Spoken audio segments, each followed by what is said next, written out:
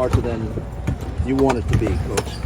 Yeah, it'll be good, right? We'll have, moments to look around and enjoy the big moment that this is, and you don't want to shy away from that. You want to appreciate it and be grateful for the opportunity that these women deserve. I'm so excited for it. Once the ball tips, though, it's back to business. So the game will settle in. I'm sure there'll be nerves early. There'll be good energy early, but once the game settles in, it gets back to everything we've been talking about, and we've done a really good job these last 5 games of focusing small and building some better habits. So isn't this a testament of where the game has grown and where you hope it's going to go? Absolutely. Yeah, just so grateful for the opportunity to play here, and as we transition into Dallas, there'll be a lot of people here that maybe haven't seen us yet or been to a W game yet, and so I'm confident that they're going to love what they see, and we'll earn some more fans tomorrow night. So just our players deserve this. The women of this league deserve this. So it'll be fun tomorrow night. Did Dijonay practice today? She did not. Talk about opportunity. You weren't around in the days when the curtains were down at the CPC, but playing in front of a sold-out arena here, you kind of touched on it, but what does it mean specifically for the Wings to have this chance, and what does it mean for the W as a whole? Yeah, just the growth and momentum that has been long overdue, and so it's coming, and we're just excited for it, grateful for it, and these women deserve it. What have you been seeing from the Fever, and what do you think it'll take to get the win tomorrow? Yeah, they can really score the ball. Got all sorts of dynamic weapons, right? Starts with Caitlin, of course, and then Kelsey Mitchell, and you put the glue with Lexi Hull around them at the guard spots, and then Howard and Boston. Boston coming off a 31-point performance, so they've got the inside-out game. You throw attention to their guards, it opens up space for their posts, who have been dominating in the paint as a team. They're leading the league in points in the paint, so they really have the offense going with the inside-outside attack. But if we can get some stops and then we can get running, I think, vulnerable a little bit in transition, and then make them work defensively and have to play on that side of the ball, and we'll be right there. Coach, can you talk about, you don't want this to turn into a dual match. You want it to remain a team game tomorrow night, right? Yeah. I mean, how do you preach that to the ladies? Or? No, I mean, they know it. Kate will say it first, Of course, everyone's going to build it up. Caitlin versus Paige, Caitlin's first Paige, but basketball's a team sport. There's 4 other people on the floor with you. It's going to take a collective effort, not just from our starting 5, but from our entire bench. And so it'll be a fun moment for everybody. That'll all settle in. You just talked about the excitement of this stage being the number 1 player. Now you got Cooper Flagg coming in, excitement as basketball in this Dallas, it's amazing. Yeah, congrats to the Mavs. So exciting for them to go ahead and draft Cooper Flagg last night, the number 1 overall pick. So yeah, lots of momentum in Dallas. It's just it's an awesome time for basketball fans here in this city. They deserve it, and they've got 2 great young talents that are going to be leading the way for a long time here. You mentioned needing to get out and run in transition, and that's probably your best success, the best opportunity for success tomorrow. Teams have been really tripling Paige, trying to run her off the ball. Do you feel like she needs to be able to be the one to initiate the offense in the fast break, or are you confident that other players can step into that role? Yeah, it's a balance, but the more she's got the ball in her hands early, then she's got it in her hands already and doesn't have to work so hard to get it in her hands. So we see a little bit of that with P and Arike, right? The best defense on them is don't let them touch the ball. So they've got to work hard at times and put in some different things to be able to get them on the move some, and use them as screeners to free them up to be able to find space and find the ball, and then we can get to some actions and then see how they're going to attack us. Are they going to throw multiple bodies at them? Are they going to settle into some more drop coverage a little bit? But we'll figure it out and we'll make the adjustment. We kind of saw that Tuesday, right? They really tried to run Paige off the ball. Arike got loose for a lot more shot opportunities. Is that the formula? I mean, it's hard to double team 2 players, right? Yeah, you just got to find the balance. And they're doing a really good job out there, just kind of feeling it out, talking with each other. And then, too, what's the matchup, right? Who has it on the floor right now? Who's hot? Who defensively do we need to exploit? So can we be really intentional about bringing people into action that we know can create advantages, not only for our 2 people in the action, but now for everybody else off the ball. So we're getting better and better as a group. What goes into preparing for a game where their focal point, Caitlin Clark, is potentially going to be questionable? We'll see. Ask the question again. I'm sorry. What goes into preparing when she's might not knowing play? if she's going to be there? Exactly. No, you go in preparing for her to be there, and then you adjust accordingly. So I know they've just signed Ari McDonald back, and we'll see a lot of her tonight. So we'll get a good look at what that might look like if she doesn't play for us. So we have the benefit of watching them play tonight without her. But you go in preparing for Caitlin to be on the floor, and you adjust. 3-point shooting has not been a strength for you guys so far. Do you think part of that is needing to get Paige some more looks behind the three, or are you still just kind of letting the offense kind of unfold as it does? Yeah, I think we've got to step up and hit some shots. But, I still we got to the free throw line. I think Arike got to the free throw line 9 times. I think she's doing a good job of putting pressure on the paint and getting to the free throw line. And just as a group, again, we've got to step up and make open shots. And so, 3's worth more than 2. I understand modern basketball analytics. I'm not out here telling them not to shoot 3s, but you've got to understand your personnel and understand what is a good shot and what's a better shot. And so,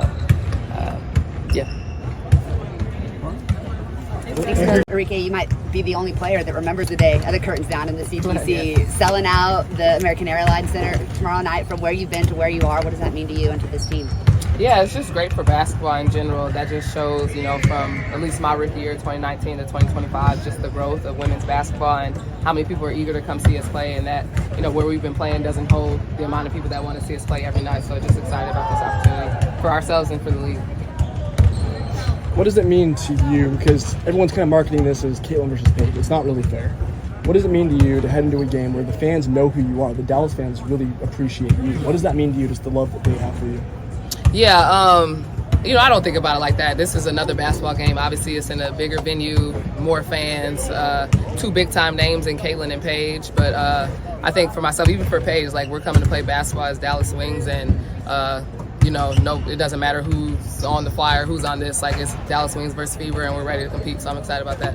You guys have been really competitive in your last several games, a couple close losses, but stringing together some wins. What do you think is the biggest difference between now and maybe 2 weeks ago, even?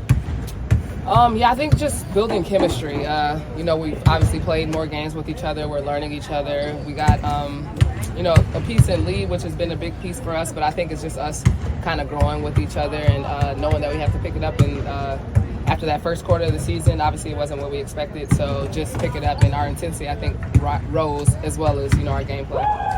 The league has more games this season, and, you have a back-to-back this weekend. What do you just think of the scheduling this year? Yeah, it's a lot of basketball. I'm good with more games. Just extend the season. It's we can't, keep the same months and then add more games. If we add, more days to the schedule, then that's cool. We can keep adding games because I love basketball. I want to play. So if we can extend that, so we can get a little bit more rest, but or let the money, go with it. The guys get paid a lot, but they play 82 games. So just figure that part out. But the more games, the merrier, but I think just more if we're going to add more games to kind of spread the season out a little bit more. Speaking on that note, we've seen a lot of talk recently, a lot of public talk about CBA and negotiations. What is fair for you as a player, the veteran player, and for this league for these women to get paid? Yeah, that, as the league grows, our pay grows. I know is, the league is growing, and then we still have caps. So just, as the league's growing, which it will, that's really because of the players and, what we're putting on the court and the product. So as the league grows, we get a fair share of that. When you look at, eventually, hopefully everyone's going to be back, right? You're going to get your players back from overseas. You're going to get healthy players back. What is the ceiling for this team based on what you've seen the last couple of weeks? Yeah, I don't think there is a ceiling. I think we've seen the floor, but the ceiling, we haven't even touched that yet. And, we're just going to keep getting better. Like you said, we're adding back Tierra, adding back Lou, who was playing really great before she left. And I think she's gotten more comfortable with the team. And then, adding another post player. So just we'll have a lot more post players to, shuffle around. And then obviously the guard play getting better. So just having a full team is going to be really big, especially for the second half of the season. So I'm excited about that. What are your thoughts on Cooper Flagg's game? Cooper, he's amazing. He's a two-way player, 3-level scorer, seems like a humble kid.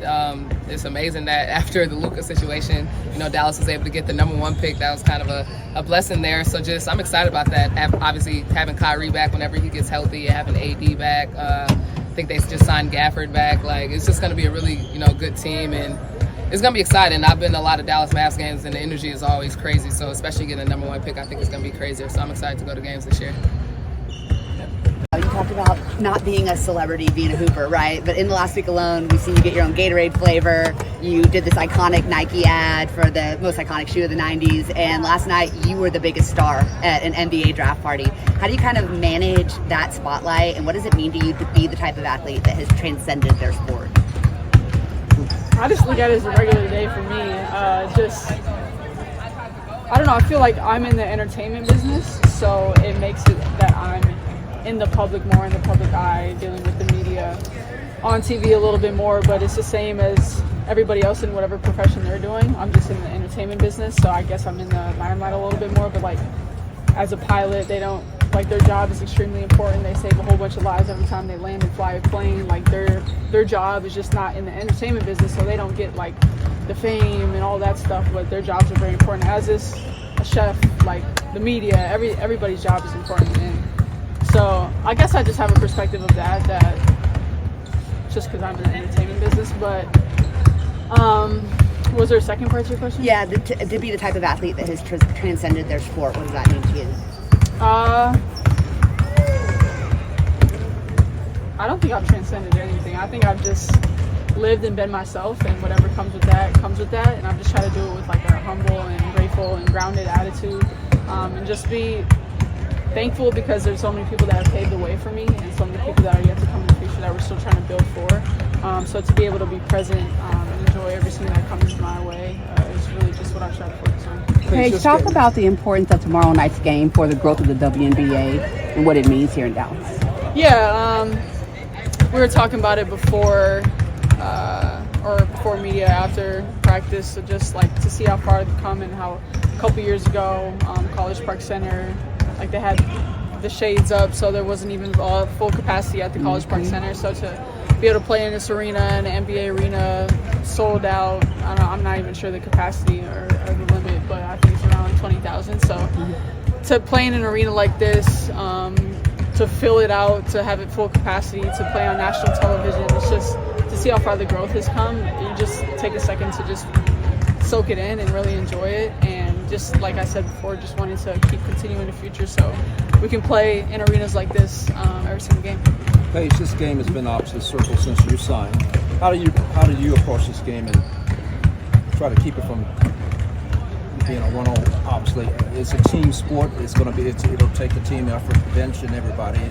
How are you approaching this game from all the hype? Yeah, I think every game, personally and honestly, is circled for me because every single time I get to go out there and play the game of basketball I love, it's a blessing and you never take it for granted. I know Caitlin's been dealing with this ever since probably high school, where every single game is going to be sold out. Everybody is coming to watch Caitlin. And I think it's just brought so many more eyes to the game. And like I've said before, people coming into it for Caitlin and end up fans of so many other athletes. So to be able to play on this platform, to get more eyes on the game, to get more respect for the game, because I think when you watch, we perform, and the return on investment is great. So it's just a great opportunity for all of us. Can you just talk about, I know I asked you when the Mavs got the first pick and then you knew that it would probably be Cooper coming here to town, and you know Cooper, and have you reached out to him since he's got actually drafted? And what might be some of the challenges he might face that you face your first year? Yeah, I haven't reached out to him yet. I think I know he's coming into town soon, but I know his phone is blowing up and he's just probably just enjoying the moment right now. But I think just not paying attention to the outside noise or the expectations that other people try to set for you. Just come in every day, work your butt off. As a rookie, try to gain everybody's respect. You try to be a sponge, learn, but also use your knowledge and your wisdom within the game to contribute to winning and lead from where you are. So he just wants to win. You can tell that by the way that he plays, by the way he carries himself. So continue to do what got him here and never get complacent with that. We've seen you really develop your voice as a leader, even as a rookie. You just kind of talked about that, earning the respect. Do you feel like you're comfortable taking more of that leadership role, especially from the point guard position now? Yeah, I think it's what the team needs, and the coaches have empowered us to lead from where we are, regardless of experience, veteran, rookie. We all have knowledge, and especially coming from UConn, it was ran like a professional system, so I think I have knowledge in that. And then just being the coach on the floor, everybody looks to me and what we're running, setting the pace, setting the tempo, calling huddles, being the voice in the huddles. But it's not just one person, it's everybody leading, because we're all growing and learning together. When you look at, go ahead. What do you think of the scheduling this season? I know that you'll have a game Friday and then you have another game on Saturday. So what do you think of just how everything's playing out? Well, first I want to say it's a blessing to play in this league, and we don't take it for granted being able to suit up and play games whether it's a back-to-back, whether it's 3 and 5, or whether it's 2 in 1 week. It's an honor to play in this league. And then at the same time, you want there to be the best performance. You want there to be the best to show for what all the talent and skill that we have in this league. So I think player safety and player health is the main concern, and making sure that that's in the forefront and most important. So it's tough trying to fit 44 games into a compact schedule. So some things, but everybody's dealing with it, so you can't use it as an excuse. You just got to weather the storm and play the hand you were dealt. When you look at Caitlin, the way she's had to deal with media, you've kind of dealt with it this year. Have you learned anything from the way she's dealt with it maybe last year? I would just say, like, she handles it with grace, and the pressure that she's put on every single night to perform at the level that she does, it's inhumane, really, like, to expect people to be perfect and to not have off games or off nights. And if she doesn't go like 8 for 10 from 3, like, people are questioning things.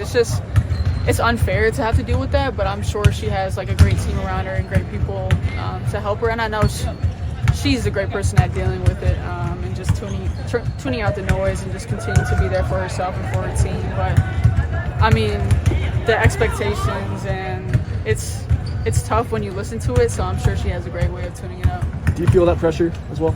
Like the 8 for 10 type of expectations? More, it's like, for me, it's like the pressure I put on myself. I'm a perfectionist. I think every shot I shoot should go in, so when it doesn't. But then also, like she talked about, just being able to give yourself grace and know that you are not perfect, and there's going to be ups and downs, there's going to be good games, there's going to be bad games, but as long as you keep it forward, keep pushing, and keep learning and keep growing from game to game, that's all you can ask for. How do you balance that? Like, you mentioned being in the entertainment industry, but it's almost unfair, a lot of the criticism that you guys receive online, like wanting the league to grow, but also feeling like people now have an option or an avenue to be aggressive and unfair and inhumane, as you put it. Yeah. It's just what comes with it. Like, every single player has to deal with it in some form or shape or form. It's like in the NBA, it's way worse, but like, you just deal with it with great. It's just a great responsibility to have to be able to wear that, and just for me, I try to stay off of social media as much as possible, just to not let that stuff in my psyche and in my brain, and just stay level-headed and stay present, because truly none of those opinions matter, and they only affect them if you let them affect you. So just to protect my peace, protect my joy, and let nobody or no opinions or no narrative steal from me. Thank you. Thanks, Paige. Thank you.